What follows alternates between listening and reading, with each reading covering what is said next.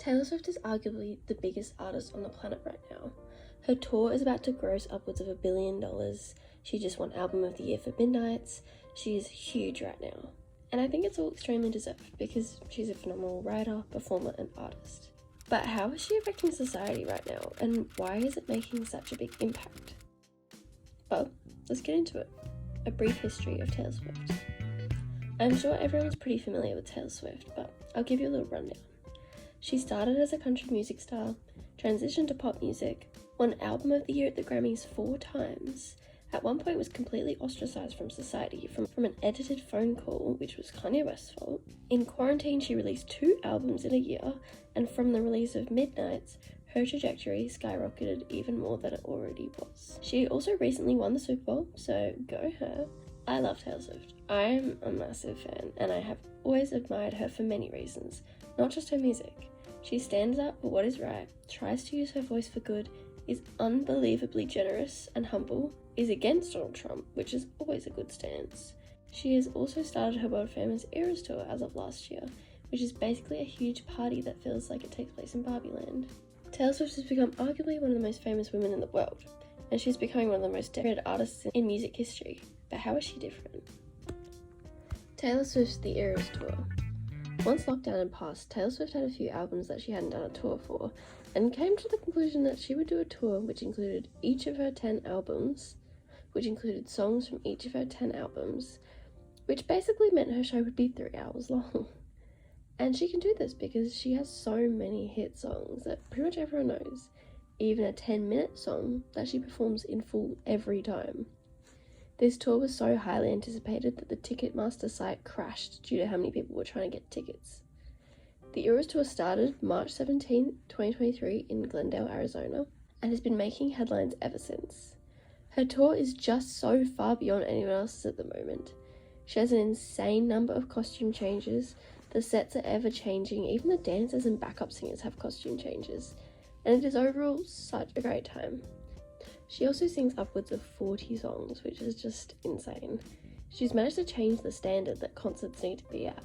I was lucky enough to go to one of her Australian shows, and it was the best concert experience of my life. Mainly due to Taylor Swift herself, obviously, and her amazing performance, but also for one other very big reason: the community that she's created. After releasing her song You're On Your Own Kid from Midnights, which contains the lyric, "So make the friendship bracelets," the Swifties started to make friendship bracelets to trade with each other at the concerts, and this exploded in popularity. Everyone makes heaps of friendship bracelets to trade with each other, creating like an interactive experience at the concert where everyone is lovely and talks to each other about their favourite songs and like what they're excited about. When I went to her show, this was like nearly the best part of the concert. Not quite, but beforehand you could see thousands of people trading friendship bracelets with each other, myself included, and just talking and having such a great time. And it also always felt really safe. I feel like everyone was looking out for each other, and it just wanted everyone else to have an amazing time. It was genuinely the closest to Barbie Land I've ever felt. Not only does Taylor Swift's tour promote positivity in all the cities that she's in, it also promotes the economy. According to Times Magazine, the Eras Tour is projected to generate close to $5 billion in consumer spending in the United States alone, making her a bigger economy than 50 countries worldwide. On the opening night in Glendale, Arizona, the concert brought in more revenue for local businesses than the Super Bowl, which was held back in February in the same stadium. That is crazy impressive. Due to the huge economic impact, many politicians, including Justin Trudeau, the Prime Minister of Canada, begged her to come to Canada, which eventually worked out for him because there's shows there. According to Forbes, the total injection directly into the Australian economy as a whole is at least $558 million. And she only played 7 shows here. 7 shows and injected $500 million. It's hard to try and compare her impact to anybody else because realistically, who else has come close to this mark economically? Beyonce's US tour also did phenomenally well economically, generated about $4.5 billion for the American economy, so go the girls. Beyonce is also another phenomenal artist, so I just want to give her credit here. I will also say that yes, Taylor Swift does emit a lot of carbon emissions via her private jet. That is definitely a downfall. But to be fair to her, she does offset her emissions, and also logistically, Taylor Swift could not catch a normal plane in an airport. She would not be able to make it through an airport safely, and also due to her level of fame. So it's kind of the only way. I will say though, sometimes she's taken like 13-minute flights, and that is definitely wrong. You can still drive a car, so I will critique her there. The NFL effect. Taylor Swift publicly attended her first Kansas City Chiefs game on September the 24th to support her then rumoured and now actual boyfriend, Travis Kelce, who's the tight end of Kansas City. This caused NFL viewership from a whole new audience. So many people started watching the NFL when Kansas City would play just to catch a glimpse of Taylor in the stands.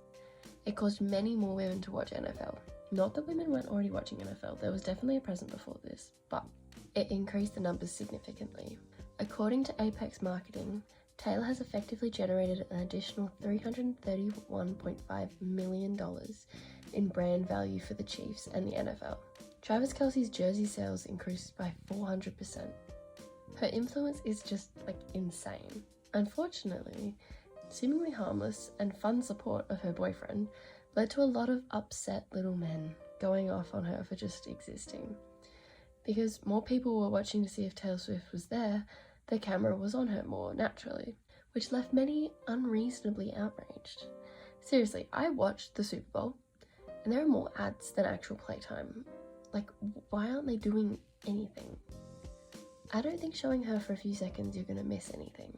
After much complaining that Taylor Swift is being shown too much, which is also not her fault because last time I checked she's not operating the cameras, the NFL calculated how long Taylor was on screen in the 4-hour-long Super Bowl. Turns out it was a whole 54 seconds. I'd like to take a second to commemorate all those minutes that were lost from watching Taylor Swift. I feel for you NFL fans. You really missed out. She really ruined football there. Disgrace of football. How dare she exist for less than a minute? I'm sure that's just an inconceivable amount of time for some of those men. Regardless, her cultural impact shouldn't be understated. Taylor Swift's Eras Tour film has also become the highest grossing concert film of all time. It's grossed $261.6 million so far and will continue to grow, I'm sure. Everything that she touches turns to gold. Well, except maybe one thing. I think we all need to collectively forget about that. She is so influential that she's been discussed as a possible way to sway the US presidential elections. Taylor Swift is genuinely a once-in-a-lifetime artist. Whether you like her music or not, I think you can't ignore her impact on society and the economy.